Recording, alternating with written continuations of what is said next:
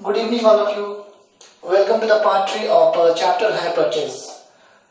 जैसे कि आप लोगों को पता है, इस चैप्टर का मैं ऑलरेडी दो पार्ट अपलोड कर चुका हूं और वो दो पार्ट का जो लिंक है मैं आपको डिस्क्रिप्शन बॉक्स में दे दूंगा। तो अगर आपने अभी तक पार्ट 1 एंड पार्ट 2 नहीं किया तो काइंडली डिस्क्रिप्शन में लिंक पे जाए और पार्ट 1 पार्ट 2 करें, उसके बाद पार्ट 3 का क्लासेस करें ताकि आपको ये पूरा अच्छे से समझ में आ जाए।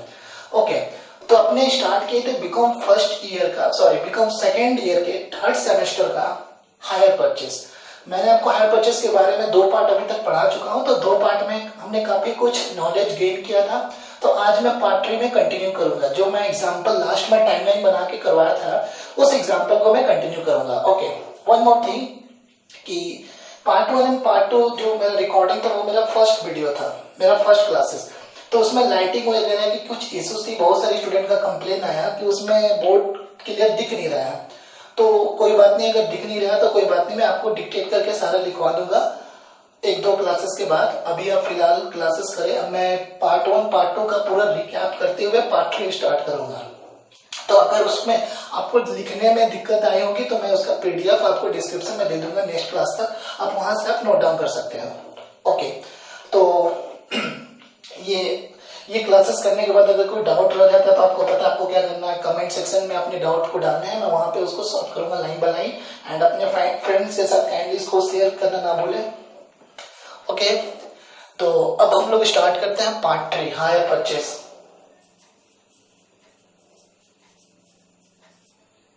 हायर परचेस में अपने क्या क्या पढ़ चुके थे। पहले हम हायर परचेस से स्टार्ट करने के पहले लीज के बारे में आपको पढ़ाए थे। लीज कहां से निकलता है? AS 19 यानी अकाउंटिंग स्टैंडर्ड 19 अपने को सिखाता है कि लीज का अकाउंटिंग कैसे करना है। तो लीज के बारे में मैंने आपको क्या सिखाया था? ओके, तो लीज के बारे में मैंने आपको बताया था lease is N rental agreement. Lease क्या होता है? रेंटल एग्रीमेंट होता है बिटवीन लेजर एंड लेजी, यानी दो पार्टी होते हैं, एक होता है लेजर, एक होता है लेजी। लेजी कौन होता है? लेजर मतलब जो लीज पे देता है और लेजी मतलब जो लीज पे लेता है। तो लीज एक सिंपल आप बोल सकते हो कि किराए का कॉन्ट्रैक्ट है जिसमें दो पार्टी होते हैं, एक वो बंदा जो किराए पे देता है एसेट्स को और एक वो बंदा जो किराए पे एसेट्स को लेता है।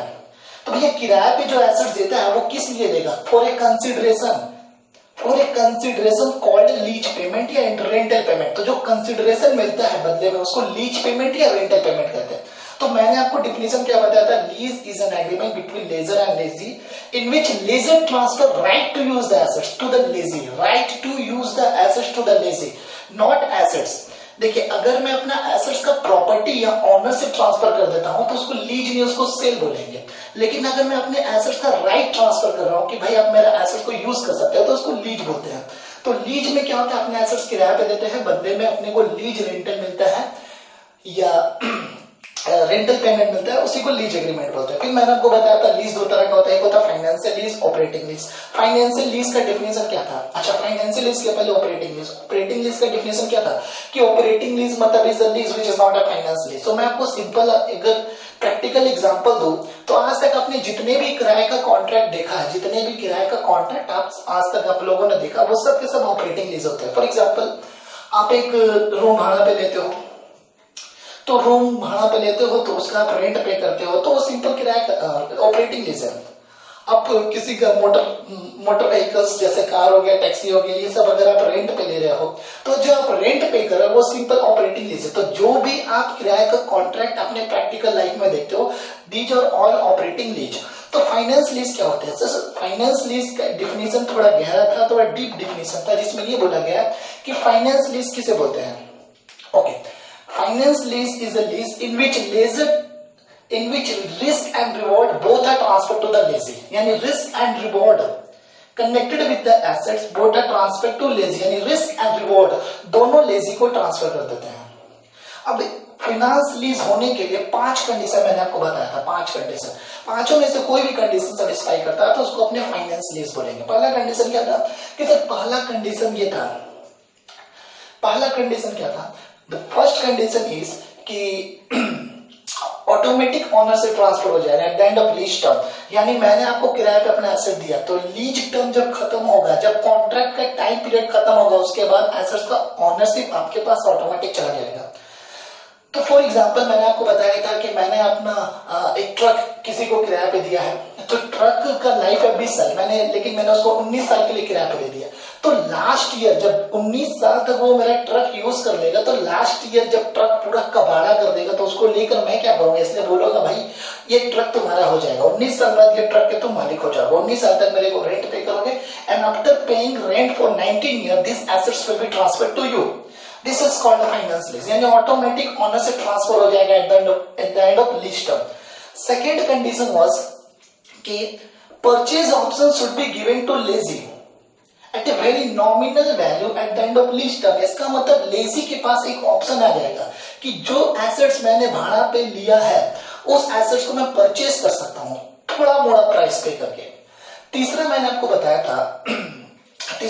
क्या बताया था कि assets is of specialised nature. इसका मतलब जो एसेट्स का नेचर वो कुछ स्पेशल नेचर का है जिसको लेजी को छोड़ के कोई और बंदा यूज नहीं कर सकता। हाँ, यूज करना है तो कर सकता है, but without major modification use नहीं कर सकता। मेजर मॉडिफिकेशन मतलब एसेट स्पेशल नेचर का है जिसको लेजी यूज कर सकता है, लेजी को छोड़ के कोई और यूज नहीं कर सकता है। करने के लिए उसको मेजर मॉडिफिकेशन करना पड़ेगा, जैसे मैंने आपको एम्बुलेंस का एग्जांपल दिया था। उसके बाद चौथा मैंने आपको बताया था कि जो लीज टर्म्स है वो एसेट्स का लाइफ कवर करता है अप्रॉक्स। सपोज एसेट्स का लाइफ है 10 साल, मैंने आपको लीज पे दिया 9 साल के लिए, तो लगभग एसेट्स का लाइफ कवर कर रहा है। मैं एसेट्स का लाइफ है 10 साल पे, लेकिन मैंने आपको किराए पे दिया 9 साल के लिए, तो ये लगभग लीज टर्म एसेट्स का लाइफ को लगभग कवर कर रहा है, अप्रॉक्स कवर कर रहा है। उसके बाद मैंने बताया था कि जो भी लीज रेंटल मिलेगा उन सब का प्रेजेंट वैल्यू एसेट्स के कॉस्ट के बराबर होगा लगभग। तो मैंने आपको प्रेजेंट वैल्यू के बारे में थोड़ा बात किया था, उसके बारे में हायर परचेज में डिटेल में बताएंगे कि भैया मेरे को जो भी रेंट मिलेगा इस एसेट्स का, उस सारे रेंट का प्रेजेंट वैल्यू अगर मैं कर दूं और उस प्रेजेंट वैल्यू से एसेट्स का कॉस्ट को कंपेयर करूं तो it will approx equal to each other.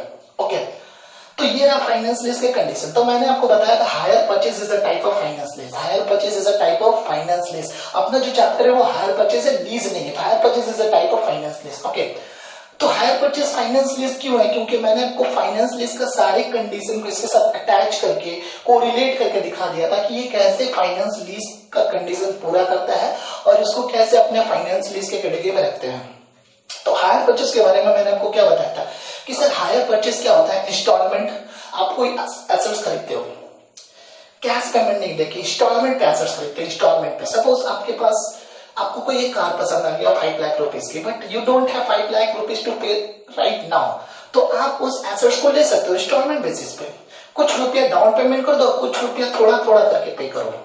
तो थोड़ा थोड़ा पे जब कर दोगे, जब आप सारा इंस्टॉलमेंट पे कर दोगे, तो at the end of the term वो एसेट्स का ऑनरशिप आपको दे दिया जाएगा। लेकिन रिमेंबर, आप उस एसेट्स के ऑनर तब तक नहीं बनोगे जब तक अनटिल एंड अनलेस यू पे द लास्ट इंस्टॉलमेंट।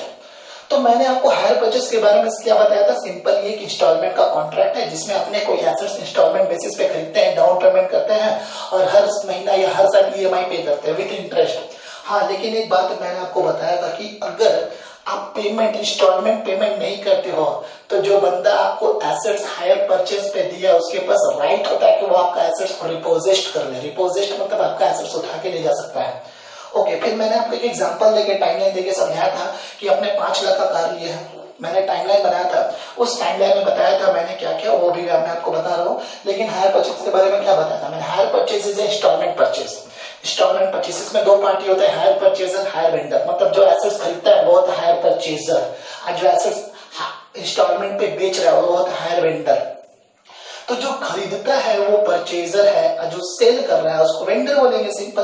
तो अपने को इस चैप्टर में जो अकाउंटिंग सीखना है वो 2 पर्सन के बुक में सीखना है, एक हायर परचेजर के बुक में और एक हायर वेंडर के बुक में। तो हायर परचेजर के बुक में पहले अकाउंटिंग करेंगे, उसके बाद हायर वेंडर के बुक में अकाउंटिंग करेंगे। ओके, तो हायर परचेजर के बुक में आपको मैंने अकाउंटिंग का जनरल एंट्रीज लिखवा दिया था और एग्जाम्पल दिया था। उस एग्जाम्पल को मैं अब रिपीट करने जा रहा हूँ, ध्यान से सुनना। तो एग्जाम्पल क्या था कि एक एसेट्स अपने 5 लाख रुपीस में, एक कार, आप एक शोरूम में जाते हो, आपको एक 5 लाख रुपए का कार पसंद आ जाता है। अगर आप उस कार को एट दैट पॉइंट सारा पेमेंट करके लेते हो तो आपको 5 लाख रुपीस देना पड़ेगा, 5 लाख रुपए। तो अगर आप कार को संग पूरा कैश देके खरीदते हो तो आपको 5 लाख रुपए देना पड़ेगा। लेकिन आपके पास 5 लाख नहीं है, तो आपको मैंने एक ऑप्शन बताया था कि आप कार को इंस्टॉलमेंट पे लो, हायर परचेज बेसिस पे, जिसमें आपने क्या किया था, 5 लाख में से 1 लाख रुपया सन डाउन पेमेंट कर दिया था, तो बचा 4 लाख। इस 4 लाख को आपने डिसाइड किया कि 4 एनुअल इंस्टॉलमेंट पे पे करोगे। 4 एनुअल इंस्टॉलमेंट पे आपने सोचा बैलेंस 4 लाख रुपए हम पे करेंगे, लेकिन क्या 4 एनुअल इंस्टॉलमेंट में जो आप पे करोगे वो सिंपल 1-1 लाख करके दोगे या with interest? Obviously with interest, without interest तो वो मानेगा नहीं। तो भैया 4 लाख को 1 लाख 1 लाख 1 लाख 1 लाख करके देंगे विथ इंटरेस्ट। और इंटरेस्ट किस पे लगेगा? जो आउटस्टैंडिंग अमाउंट है, जो बैलेंस आउटस्टैंडिंग है। फॉर एग्जाम्पल 5 लाख का कार में आपने 1 लाख सैमसंग दे दिया, तो बचा कितना? 4 लाख। तो पहले साल इंटरेस्ट लगेगा 4 लाख पे, क्योंकि पहला साल भर आपका ड्यू कितना था? 4 लाख रुपीज। तो फर्स्ट ईयर ड्यू था 4 लाख रुपीज। ओके, मैं इसको यहाँ पे लिख के बता रहा हूं आपको, मैं टाइमलाइन वापस से समझा रहा हूं ताकि मैं इस पे अकाउंटिंग आपको सिखा सकूं। This is our beginning of the year, first year, second year, third year and fourth year. This is beginning of the first year, end of the first year, beginning of second year, end of second year, beginning of third year, end of third year, beginning of fourth year, end of fourth year. Okay. तो मैंने यहाँ पे क्या बताया था? आपको एक car पसंद आ जाता है जिसका कैश कॉस्ट कितना रुपीज है? 5 लाख रुपीज। कैश कॉस्ट मतलब क्या होता है? अगर आप इस गाड़ी को कैश देके ले लेते हो, दैट पॉइंट, इस पॉइंट पे अगर आप पूरा कैश में खरीद लेते हो तो आपको 5 लाख रुपए पे करनी पड़ेगी। बट आपने डिसाइड किया कि no, I don't have rupees 5 lakh right now. तो आपने सोचा कि नहीं, मैं इसको इंस्टॉलमेंट पे लूंगा। तो इंस्टॉलमेंट पे लेने के लिए आपने डाउन पेमेंट 1 लाख रुपए कर दिया, तो बैलेंस कितना बचा? 4 लाख। इस 4 लाख को आपने डिसाइड किया इंस्टॉलमेंट पे देंगे, तो इंस्टॉलमेंट कितना बना था? इंस्टॉलमेंट बना था 4 lakh divided by 4, come to 1 lakh rupees. ये 1 लाख रुपीज जो ये है विदाउट इंटरेस्ट, क्योंकि इस पे अभी इंटरेस्ट ऐड होके देना है आपको। क्या आप सिंपल 1-1 लाख रुपया पे करोगे? जी नहीं। 5 लाख रुपया तो कैश प्राइस है, उसमें से 1 लाख रुपया आपने इमीडिएटली पे किया डाउन पेमेंट, ताकि गाड़ी लेके जा सको। तो बचा 4 लाख। 4 लाख को 4 से डिवाइड किए तो आप 1-1 लाख करके पर एनम दोगे, बट सिंपल सूखा 1 लाख में इसके साथ इंटरेस्ट भी देना है आपको, रिमेंबर। तो बताइए मैंने क्या बोला था? आपका फर्स्ट ईयर इंटरेस्ट कितना पे लगेगा? फर्स्ट ईयर का जो इंटरेस्ट लगेगा वो 4 लाख पे लगेगा। इंटरेस्ट का रेट मैंने बताया था 10%। फर्स्ट ईयर जो इंटरेस्ट पे करना पड़ेगा आपको वो 4 लाख का 10%, दैट इज 40,000। क्योंकि साल भर आपका 4 लाख बाकी था। आप ही देखो 5 लाख यहाँ पे था दाम, 1 लाख सन पे कर दिया, तो साल भर कितना ड्यू था? 4 लाख रुपीज। तो 4 लाख रुपीज का 10% दैट इज 40,000। अगर मान लीजिए आप ये डाउन पेमेंट पे नहीं करते तो साल भर पूरा 5 लाख पे इंटरेस्ट लगता, क्योंकि साल भर पूरा 5 लाख ड्यू होता उस केस में। ओके, तो 40,000 हुआ इंटरेस्ट। तो बताइए आप यहाँ पे क्या पे करोगे? 1 लाख रुपया तो पे करोगे, प्लस 40,000 वहां पे करोगे, दैट इज 1,40,000। That is 1,40,000।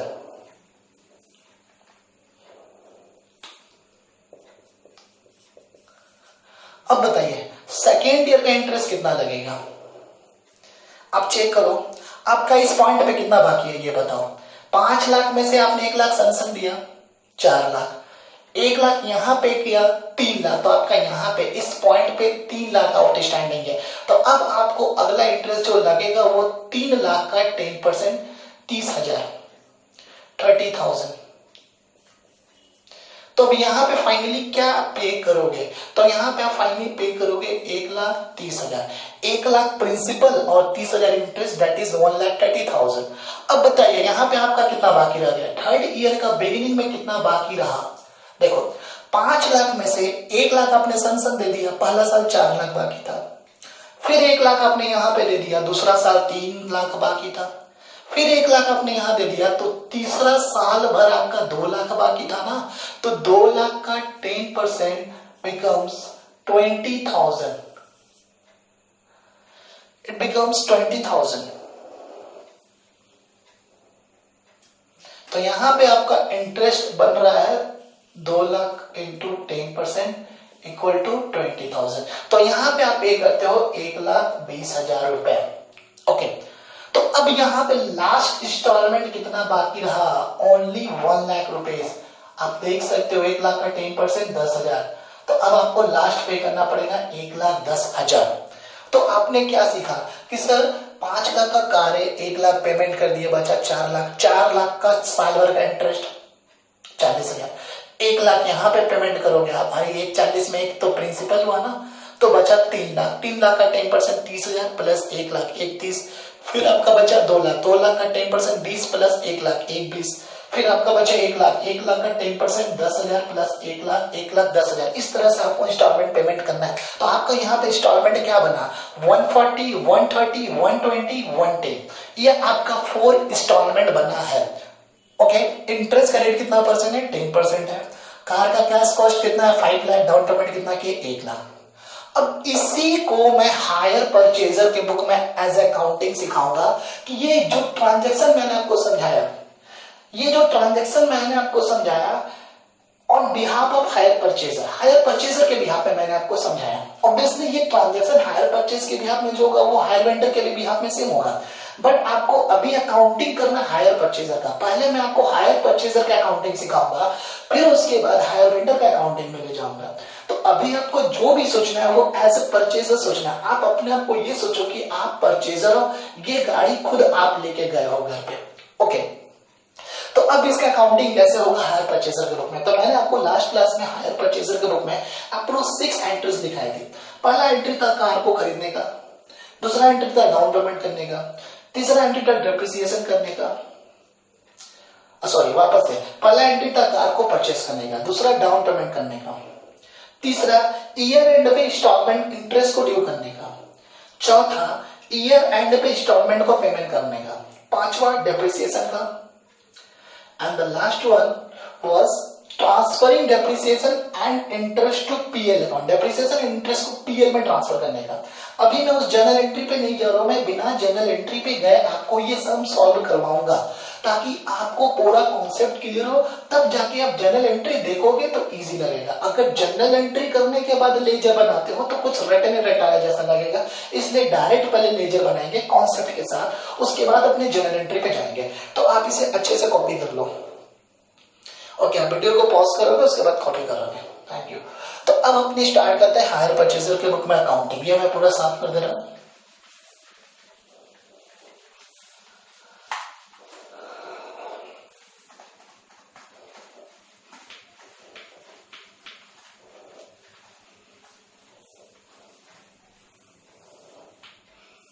इसका जो फॉर्मेट ड्रॉ होगा वो लाइक दिस। पहले मैं लिखता हूं in the books of hire purchaser, in the book of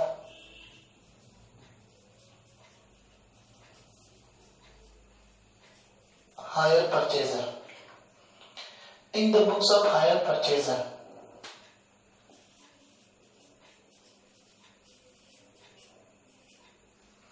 in the books of hire purchaser. तो हायर परचेजर के बुक में मुझे बनानी है 2 अकाउंट्स। हायर परचेजर के बुक में मुझे बनाना है 2 अकाउंट। अभी मैं सम को वेरी सिंपल, बहुत सिंपल रखता हूं। इसमें मैं रिपोजिशन वाला कॉन्सेप्ट अभी नहीं डाल रहा हूं कि क्यों अपने आस्ते आस्ते आगे बढ़ेंगे। एक ही सम्स में मैं आपको सारा वैरायटी भर दूं तो दिमाग खराब हो जाएगा, इसलिए अपने सिंपल ही आगे बढ़ते हैं। ओके, तो हायर परचेजर के बुक में आपको बनानी है 2 अकाउंट। एक तो बनेगा एसेट्स अकाउंट और एक बनेगा लायबिलिटी अकाउंट। ध्यान से सुनो आप, एक बनेगा एसेट्स अकाउंट, एक बनेगा लायबिलिटी अकाउंट। तो सर ये दोनों अकाउंट का क्या कॉन्सेप्ट है, एक बात बताओ। आप क्या खरीद के लाए हो, एसेट्स, कार के एसेट्स है। कार खरीदने के कारण क्या जनरेट हो गया, क्या कार आपने पैसा दे के खरीदा है कि उधार में लेके आया, उधार में, क्योंकि आपको धीरे धीरे पेमेंट करना है।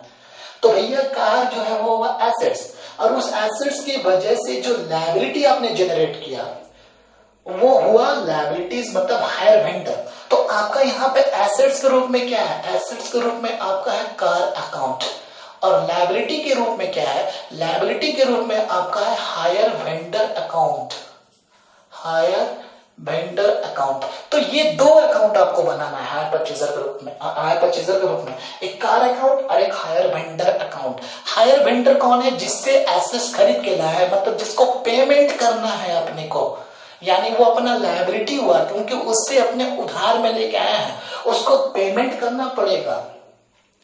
ठीक है, तो ये आप कहीं कोना में, कोई कॉर्नर साइड में इसको कॉपी करो, मैं इसको साफ करूंगा। ये दो पॉइंट को सही, point number 1 and point number 2। Okay,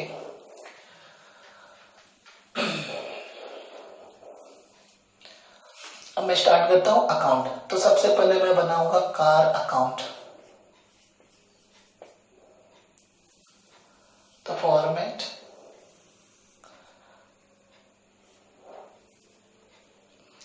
और ये रहा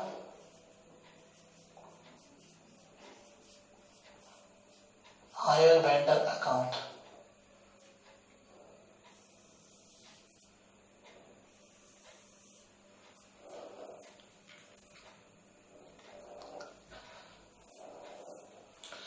मैं नाम चेंज कर दे रहा हूं क्योंकि ये हायर वेंडर के लिए मुझे थोड़ा ज्यादा जगह चाहिए, तो मैं यहां पे बनाता हूं कार अकाउंट और यहां पे मैं बनाता हूं हायर वेंडर अकाउंट।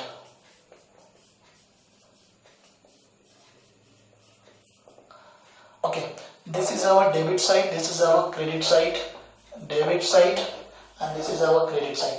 मैं यहाँ पे फुल फॉर्मेट ड्रॉ नहीं कर रहा हूं because of lake of sufficient space. आप लोगों को पता है फॉर्मेट क्या होगा, मैं आपको फॉर्मेट यहाँ पे ही लिख दे रहा हूं, उस हिसाब से फॉर्मेट ड्रॉ करोगे। पहले होगा date, particulars, amount, date, particulars, amount. In the same manner, date, particulars, amount. तो आप अच्छे से फॉर्मेट को ड्रॉ करेंगे, date particular amount, date particular amount. Obviously आप सेकेंड ईयर में आ चुके हो तो आपको पता है फॉर्मेट किस तरह ड्रॉ करनी चाहिए, तो उसमें मैं ज्यादा टाइम वेस्ट नहीं कर रहा हूं। हाँ, बट मैंने हेडिंग्स मार दिया ताकि आपको फॉर्मेट ड्रॉ करने में प्रॉब्लम ना हो। In the same manner car में भी सेम होगा, date particular amount, date particular amount. तो सेम कार में भी होगा और सेम मैनर में हायर वेंडर में भी होगा। ठीक है, अब मैं पहले आपको बता रहा हूं कार अकाउंट ये क्या है। ये आपका एसेट्स अकाउंट है। आपने ऐसा एसेट्स अकाउंट फर्स्ट ईयर में 11th क्लास में डेप्रिसिएशन चैप्टर में बहुत सारे बनाए हैं।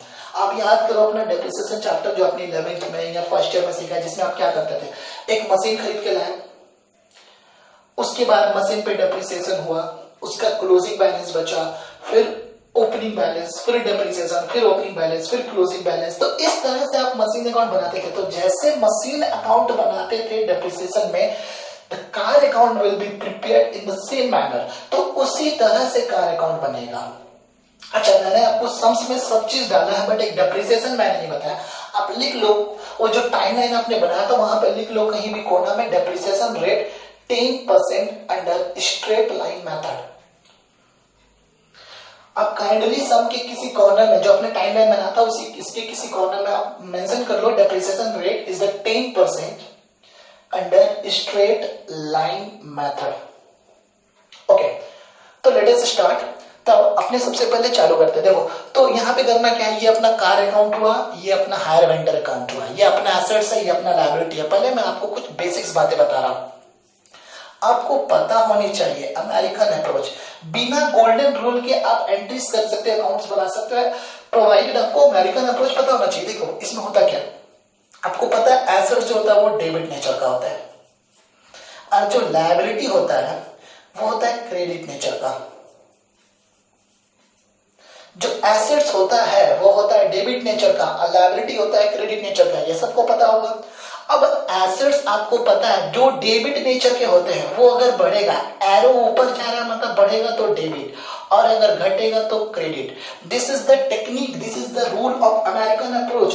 अमेरिकन अप्रोच आपको ये सिखाता है कि भाई अकाउंट में टोटल 6 आइटम्स होते हैं, assets, liability, Capitals, drawings, expenses and income. उन 6 आइटम का अगर आपको नेचर पता है ना तो आप कोई भी जनरल एंट्री बिना गोल्डन रूल के कर सकते हो। कोई भी जनरल एंट्री बिना गोल्डन रूल के कर सकते हो, वो अभी चैप्टर में नहीं जा रहा हूं मैं, बाद में मैं आपको सिखाऊंगा।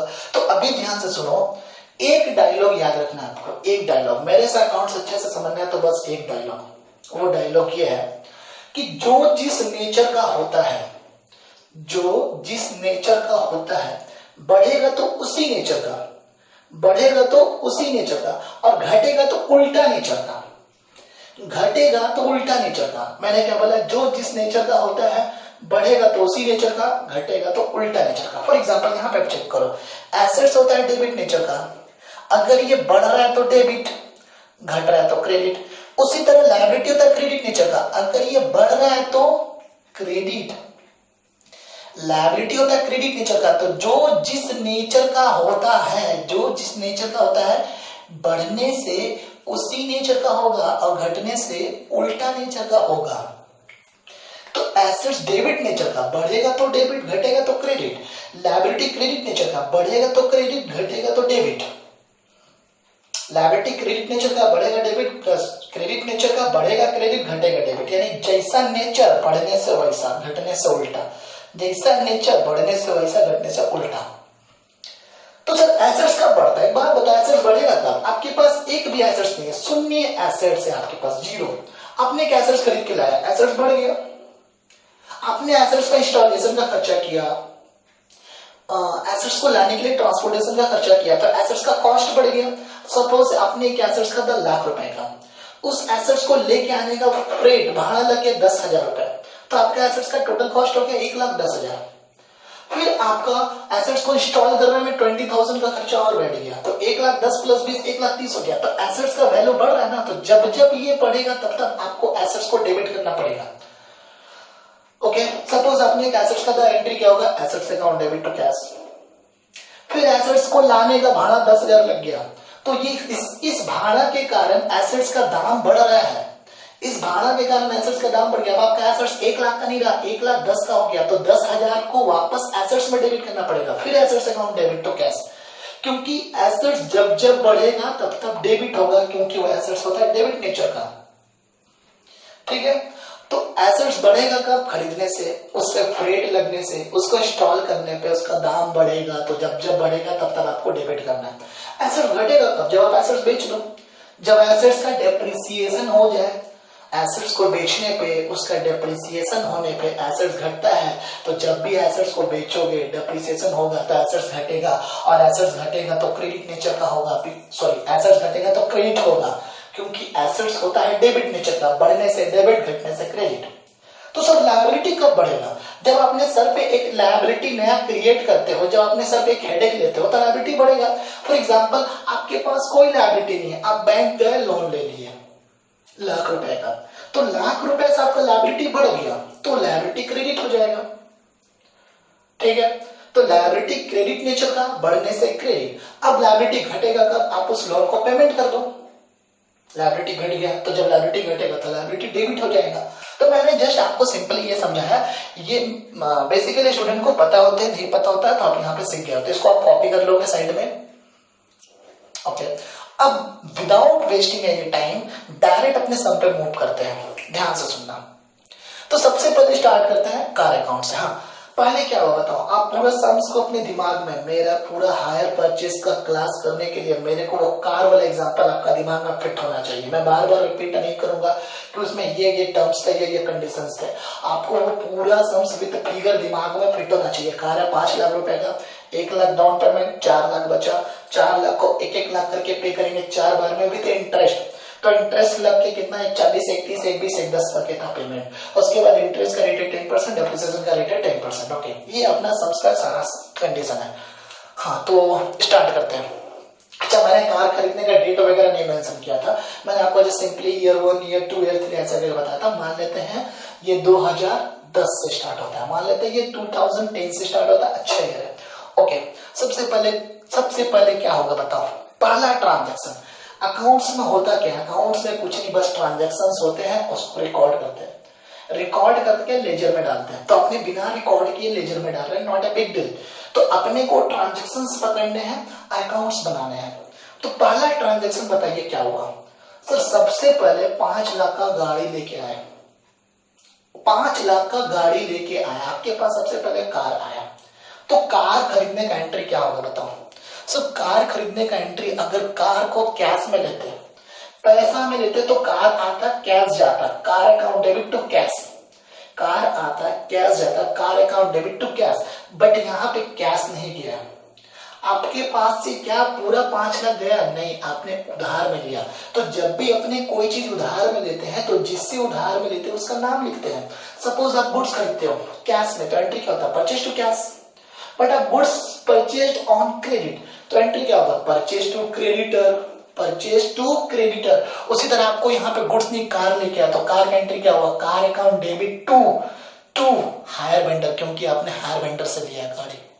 ओके तो कार परचेस करने का एंट्री क्या हुआ, पहला 1 जनवरी 2010 को मान लीजिए मैं ये गाड़ी खरीदा हूं, तो car account debit to hire vendor, hire vendor को मैं हायर वेंडर को शॉर्ट में एचपी बोलूंगा। तो car account debit to hire vendor, amount बताओ कितना है, 5 लाख। तो सर अगर कैश में लेते तो कार टू कैश, बट आप उधार में लेके आ रहे हो तो कार टू हायर वेंडर। अब क्या आपने क्रॉस एंट्री सीखा ना, क्रॉस एंट्री कोई भी आप लेजर पुट करते हो तो क्रॉस एंट्री जरूर करते हो, वरना वो गलत हो जाएगा। तो क्रॉस एंट्री कैसे होगा बताइए आप।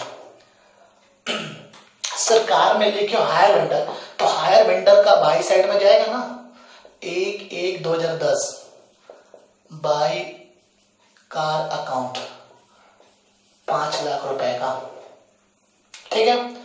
तो अब आप चेक करो हुआ क्या, दोनों अकाउंट को चेक करो अपना, कार अकाउंट भी hire vendor account. Car account कैसे बोला, sir car account debit to hire vendor, car में लिख दिया टू हायर वेंडर, हायर में लिख दिया बाई कार अकाउंट। अब सुनो, मैंने अभी आपको नेचर बताया था ना, कार एसेट्स है, डेबिट नेचर का, बढ़ेगा तो डेबिट। आपने गाड़ी खरीदा, आपका एसेट्स बढ़ा, डेबिट हुआ, देखिए डेबिट साइड में गया।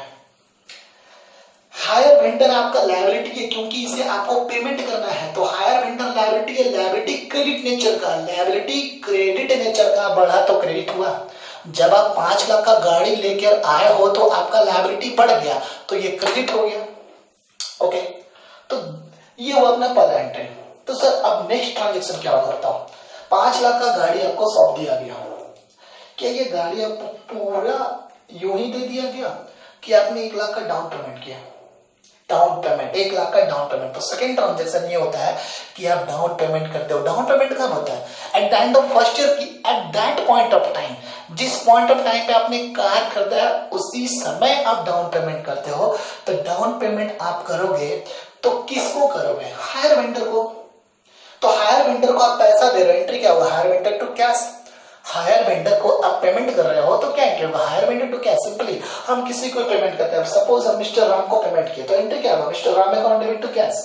हम मिस्टर ए को पेमेंट किए तो mister A account debit to cash. तो हायर वेंडर को पेमेंट कर रहे हैं तो hire vendor account debit to cash. तो 1 जनवरी 2010 को ही मैंने पेमेंट किया टू कैश अकाउंट। तो यहाँ पे अपना एंट्री क्या बना, टू कैश अकाउंट। कितना पेमेंट किया मैंने, 1 लाख रुपया। कितना पेमेंट किया मैंने, 1 लाख रुपया। डाउन पेमेंट 1 लाख है,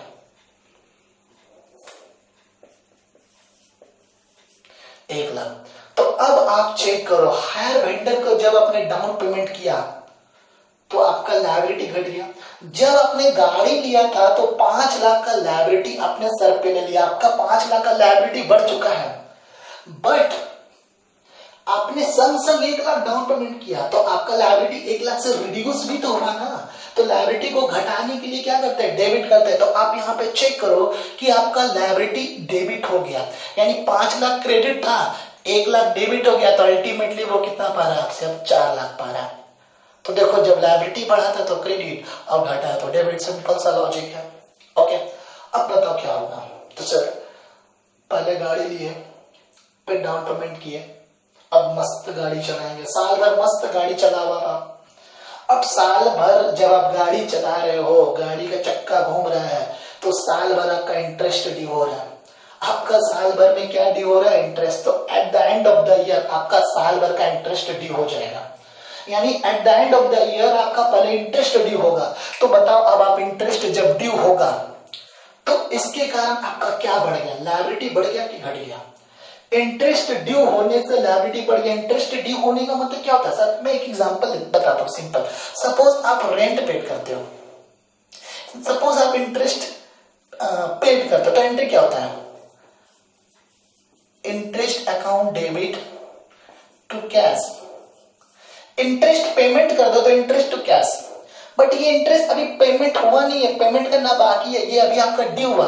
अगर मान लो आपका इंटरेस्ट पेड हो जाए तो एंट्री होता है इंटरेस्ट टू कैश। बट अगर आप इंटरेस्ट पे ना करो, इंटरेस्ट को बाकी लगा के रखो, तो इंटरेस्ट तो डेबिट होगा, लेकिन आपको जिसे इंटरेस्ट देना है तो उसको क्रेडिट करेंगे। तो यहाँ पे क्रेडिट किसको करेंगे? हायर वेंडर अकाउंट को क्रेडिट करेंगे। अगर आप इंटरेस्ट का पेमेंट कर देते हो तो इंटरेस्ट टू कैश, बट अभी पेमेंट नहीं, अभी इंटरेस्ट ड्यू करना है। क्यों सर पेमेंट नहीं करेंगे? अरे करेंगे, लेकिन उसको प्रिंसिपल 1 लाख के साथ जोड़ के ना पेमेंट करेंगे। क्या आप सिर्फ इंटरेस्ट देने जाओगे? नहीं, पहले इंटरेस्ट आप ड्यू करोगे। तो ड्यू करने का एंट्री क्या होगा? Interest to hire vendor. ये एंट्री सेम क्रेडिट परचेस की तरह। अगर आप परचेस करते हो तो एंट्री क्या होता है? Purchase to cash. बट अगर आप उधार में लेके आ जाओ सामान तो परचेस टू क्रेडिटर। क्योंकि क्रेडिटर को क्यों क्रेडिट किया? क्योंकि आपने जो सामान खरीदा उसके लिए आपने ड्यू का एंट्री मारा, आपने जो परचेस किया उसके लिए आपने ड्यू का एंट्री मारा। तो जब भी ड्यू का एंट्री होता है तो उसके लिए लायबिलिटी क्रेडिट होता है। तो भैया इंटरेस्ट जब ड्यू होगा तो आपका लायबिलिटी बढ़ जाएगा। तो एंट्री चेक करो क्या हुआ? Interest account debit to hire vendor. Interest account debit to hire vendor. तो क्या हायर वेंडर के बाई साइड में मैं लिखूं इसे जाके? जी हाँ। अच्छा, इंटरेस्ट कब ड्यू होगा? साल के एंड में ना, 31 दिसंबर 2010 को, क्योंकि साल भर का इंटरेस्ट है। तो क्या हो जाएगा ये? By interest account. बताओ कितना इंटरेस्ट? 5 लाख में से 1 लाख आपने पे कर दिया तो बचा 4 लाख। 4 लाख का 10% दैट इज 40,000 आपका इंटरेस्ट हुआ ड्यू। आपका 40,000 का इंटरेस्ट हुआ ड्यू। तो एंट्री क्या हुआ? हायर वेंडर में बाई साइड में इंटरेस्ट।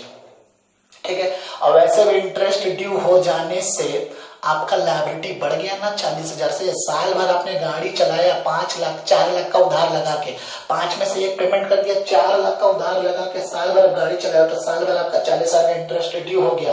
तो लायबिलिटी आपका साल भर में 40,000 से बढ़ गया। लायबिलिटी क्रेडिट नेचर का बढ़ने से क्रेडिट। अकाउंट्स का लॉजिक कभी भी ऐसा नहीं होगा कि फॉलो नहीं होगा। अकाउंट्स का लॉजिक ऑटोमेटिक फॉलो होते चलेगा। ओके, तो ये हो गया। तो अभी तक 3 ट्रांजेक्शन हुआ। आपने गाड़ी लिया, ठीक है, आपने डाउन पेमेंट किया, हो गया। अब गाड़ी चला रहे हो, गाड़ी चला रहे हो, गाड़ी चला रहे हो, जब तक तब तक आपका इंटरेस्ट ड्यू हुआ, इंटरेस्ट ड्यू हो गया। अब बताओ क्या होगा?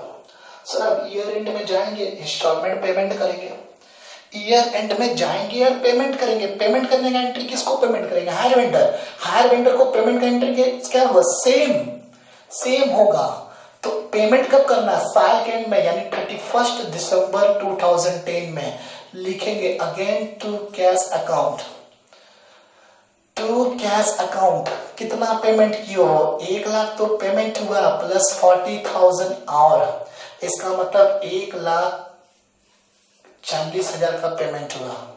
कितना का पेमेंट हुआ है? 1,40,000 का आपने पेमेंट किया। 1 लाख का प्रिंसिपल और 40,000 का इंटरेस्ट। अभी तो मैं आपको सिखाया। तो 1,40,000 का पेमेंट आपने किया। तो अब आप इधर यहाँ पे चेक करो, क्या हायर वेंडर का अकाउंट आपका क्लोज हो चुका है? जी हाँ। थोड़ा सा डेट में 1/1/2010 यहाँ पे लिख दे रहा हूं। तो अब चेक करो, आपका हायर वेंडर का अकाउंट पहला साल का हुआ क्लोज। तो ये कितना हुआ? 5 लाख प्लस 40, 5,40,000। अब इस 5,40,000 में 1 प्लस 1 40, 2 40 गया, तो आपका बचा 3 लाख रुपीज। 5 40 में 1 लाख प्लस 1,40,000, 2,40,000 गया, तो 3 लाख बचा। तो ये क्या हुआ? ये हुआ क्लोजिंग बैलेंस। टू बैलेंस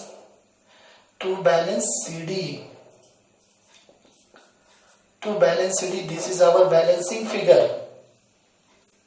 तो आप अच्छे से देखो, 5 लाख का गाड़ी में आपने 1 लाख शुरू में पेमेंट किया, बचा 4 लाख। 4 लाख के फर्स्ट ईयर के एंड में फिर आपने 1 लाख पेमेंट कर दिया, तो 3 लाख बचा। यानी पहला साल में आपका 2 इंस्टॉलमेंट पेमेंट हो गया।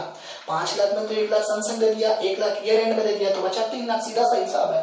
तो ये 3 लाख, तो हायर वेंडर साल के एंड में मेरे से कितना पा रहा है, 3 लाख रुपया पा रहा है। हायर वेंडर साल के एंड में मेरे से कितना पा रहा है, 3 लाख। अब मैं इसको यहाँ पे ब्रॉड फॉरवर्ड करूंगा तो 1 जनवरी 2011 के दिन I can write in the manner by balance BD 3 lakh rupees.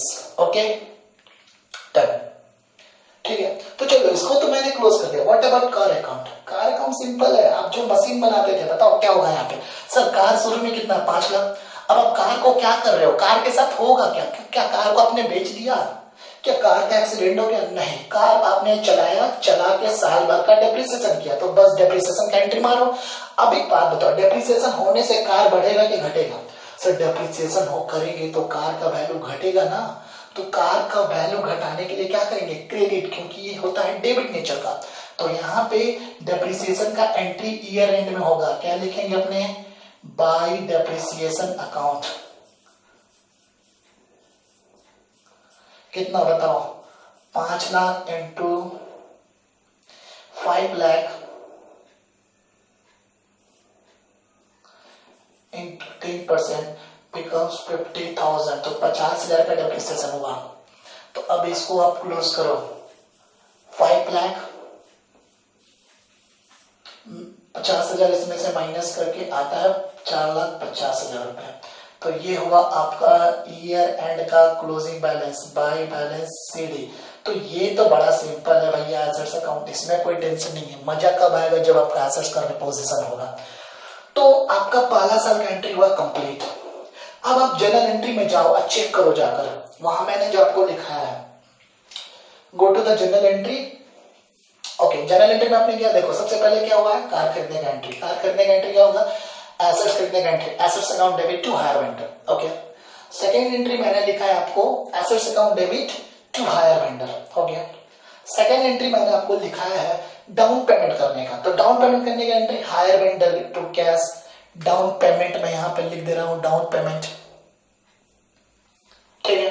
Third entry interest को ड्यू करने का, इंटरेस्ट को ड्यू करने का entry interest account debit to hire vendor. Fourth entry क्या है, पेमेंट करने का एंट्री है, पेमेंट करने का एंट्री क्या हुआ, hire vendor to cash. Okay, fifth entry हुआ होगा डेप्रिसिएशन का, तो depreciation account debit to car, complete.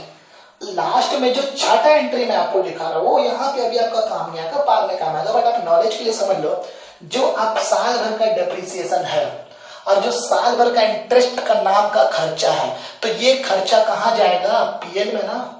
आपको पता होना चाहिए दुनिया में कोई भी खर्चा है और कोई भी इनकम का 2 एंट्री होता है, एक होता है ओपनिंग एंट्री, एक होता है क्लोजिंग एंट्री।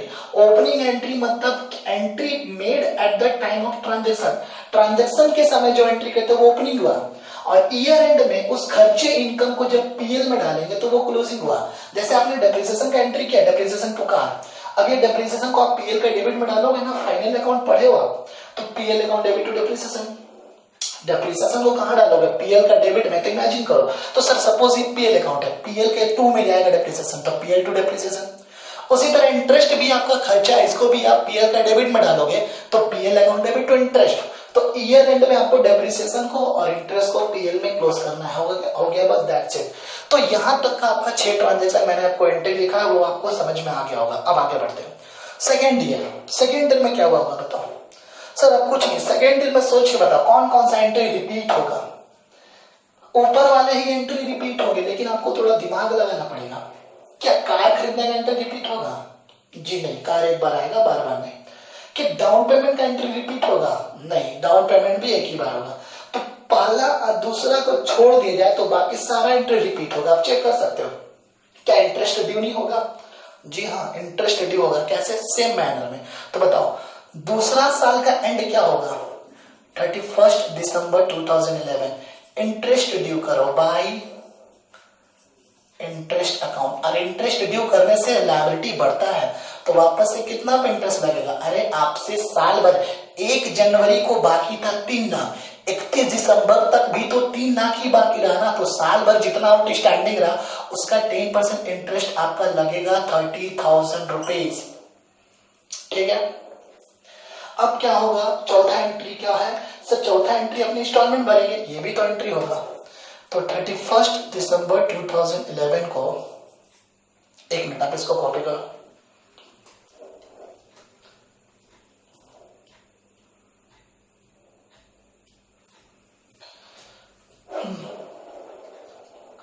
तो अब मैंने इंटरेस्ट को ड्यू किया, अब क्या होगा, इंस्टॉलमेंट पेमेंट होगा। तो क्या होगा, टू कैश अकाउंट, कितना इंस्टॉलमेंट पेमेंट करेंगे सर, 1 लाख तो करेंगे ही, अब प्लस 30,000 का इंटरेस्ट ऐड करेंगे, तो कितना करेंगे, 1,30,000 रुपया। ठीक है, तो अब बताओ बैलेंस कितना हो गया, बैलेंस हो गया 3,30,000, 3,30,000, इसमें से 1,30,000 गया तो कितना बचा, 2 लाख। ये कब का बैलेंस आया, ये आया 31 दिसंबर 2011 का बैलेंस। इसको बोलेंगे अपने to balance CD balancing figure, to balance CD balancing figure. तो देखो मैं अभी पहला एंट्री छोड़ दिया क्योंकि कार बार बार नहीं खरीदेंगे, दूसरा एंट्री छोड़ दिया, डाउन पेमेंट बार बार नहीं होगा, तीसरा एंट्री तो होगा इंटरेस्ट को ड्यू करने का, मैंने इंटरेस्ट ड्यू किया।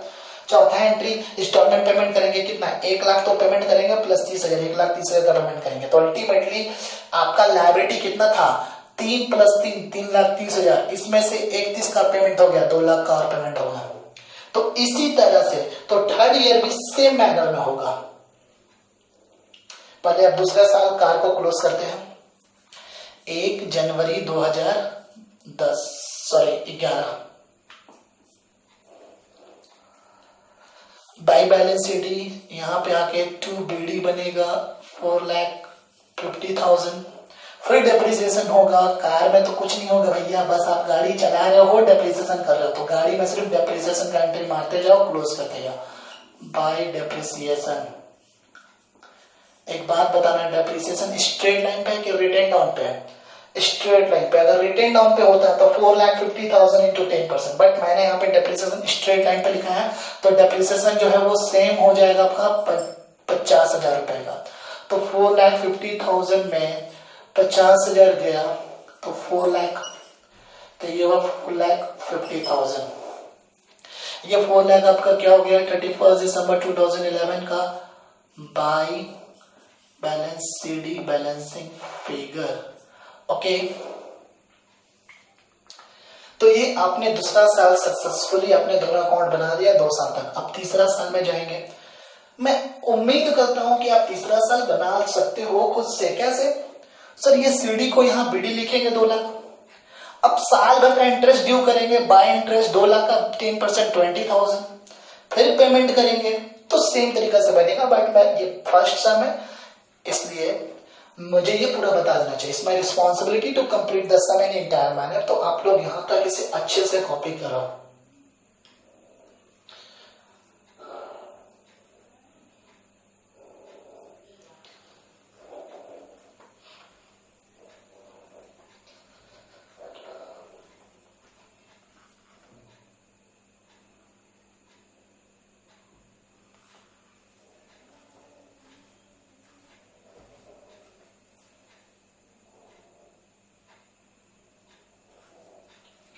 Okay, complete. Now moving towards the third year. अब मैं थर्ड ईयर में आगे जा रहा हूँ। ये कार मैं आप नहीं बताऊंगा, कार आप अपने से बना सकते हो। अब कार अकाउंट बना सकते हो कैसे, to balance BD 4 lakh, by depreciation 50,000, by balance CD 3,50,000। इसका मतलब हर साल आपको इसी तरह डेप्रिसिएशन करके 5 साल तक का कंप्लीट करना। नॉर्मली ये बेसिकली इससे ज्यादा आएगा नहीं, आप इतना ही सीख के रखो। कार आप आगे नहीं भी बनाओगे तो चलेगा, but I recommend kindly car account को भी कंप्लीट कर ले, क्योंकि जितना आप लिखोगे उतना प्रैक्टिस होगा, और जितना प्रैक्टिस होगा उतना आपको अच्छा से समझ में आएगा। तो कार अकाउंट आप कैसे कंप्लीट करोगे सर, 4 लाख था, अगले साल जाओगे टू बैलेंस बीडी, फिर by depreciation 50,000, by balance CD 350, to balance BD 350, by depreciation 50,000, by balance CD 3 lakh, to BD 3 lakh. In that in the same manner आगे आप आगे बढ़ जाओगे। ओके, तो अब मैं हायर वेंडर अकाउंट का थर्ड ईयर में जा रहा हूँ। हायर वेंडर अकाउंट,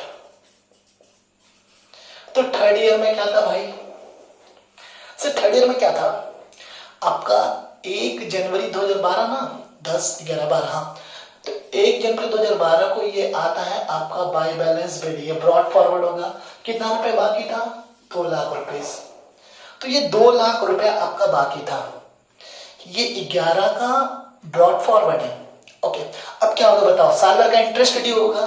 तो 31 दिसंबर 2012 को बाय इंटरेस्ट अकाउंट, कितना, बाय इंटरेस्ट अकाउंट,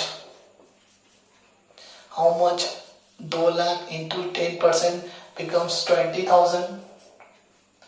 अब आप क्या करोगे सर, सेम इंस्टॉलमेंट पेमेंट 31 दिसंबर 2012 को अपना हम इंस्टॉलमेंट पे करेंगे टू कैश अकाउंट। कितना, 1 लाख तो पेमेंट होगा प्लस 20,000 साथ में जोड़ के 1,20,000, तो 1,20,000 का आपका इंस्टॉलमेंट पेमेंट होगा थर्ड ईयर के एंड में। ओके, तो आप इसका सम टोटल करते हो 220, 120 के इट बिकम्स 1 लाख।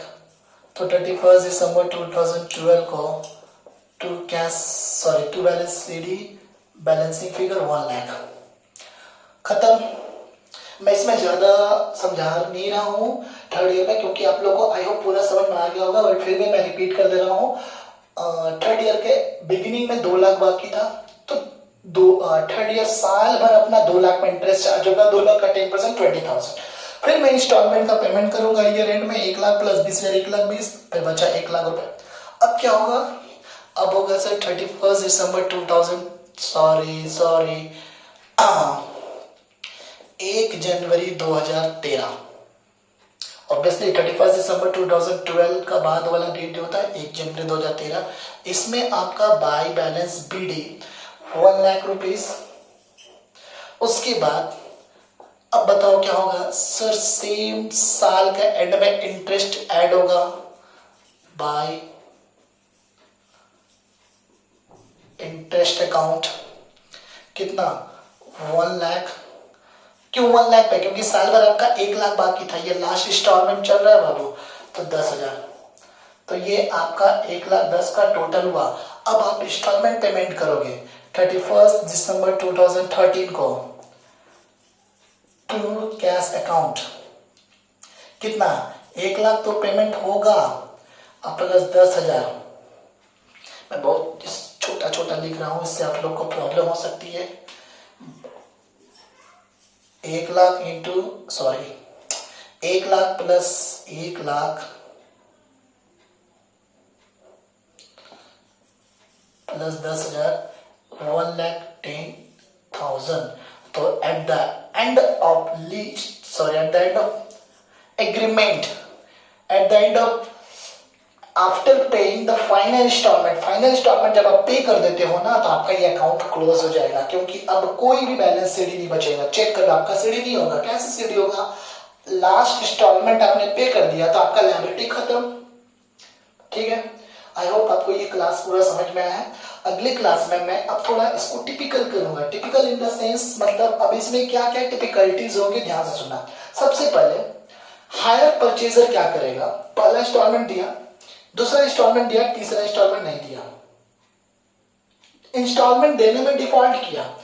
तो अगर ऐसा होता है तो hire vendor has full right to repossess their assets. Hire vendor के पास पूरा राइट है अपने एसेट्स को वापस उठा के ले जाएगा। अच्छा, जब एसेट्स को उठा के ले जाएगा तो क्या जो भी इंस्टॉलमेंट ऑलरेडी पेड हुआ था उसको क्या रिटर्न कर देगा? जी नहीं, उसको कॉन्फिस्केट कर लेगा, उस अमाउंट को जब्त कर लेगा, फॉरफिट कर लेगा। वो अमाउंट रिफंड नहीं किया जाएगा जो हायर परचेजर ने ऑलरेडी पे कर चुका है।